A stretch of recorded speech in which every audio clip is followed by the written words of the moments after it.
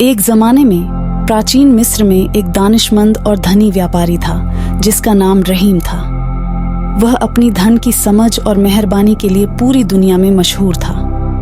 रहीम को यह ख्याल था कि धन सिर्फ माल जमा करने से नहीं बल्कि उसे दूसरों की मदद करने और उन्हें बेहतर बनाने में इस्तेमाल करना चाहिए। एक सख्त धूप से भरपूर दिन था।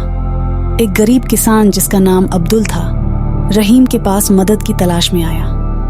शदीद मौसम की रुसवाई ने अब्दुल के फसल को तबाह कर दिया था और वह हर चीज खो देने के करीब था। रहीम ने अब्दुल की तकलीफ सुनी और उसकी मदद करने का फैसला किया। उसने अब्दुल को बिना किसी बदले के कर्ज दिया, जानते हुए कि मुसीबत में साथी मिस्रियों की मदद करने उनके लिए अहम है। वक्त गुजरते गया और बारिशें फिर से लौट आईं। अब्दुल के खेत फिर से फूल गए।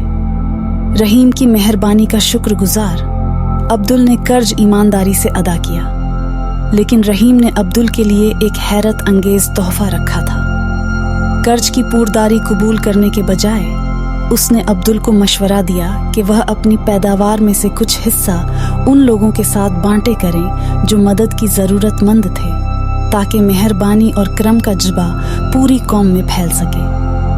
रहीम के तरीके से प्रभावित होकर अब्दुल ने उसके मशवरे पर अमल किया और खेतों की कुछ पैदावार गरीबों में बांट दी। इस मेहरबानी का अमल दूसरे लोगों में भी एक तासुर अंदाज होता गया और जिन लोगों ने मदद पाई वो भी दूसरों की मदद करने में उत्साहित हो गए। रहीम की एक दानिशमंद और हमदर्द माली मुशाविर के तौर पर शोहरत और भी बढ़ गई और नज़दीक के गांव वाले उसके मशवरे की तलाश में आए।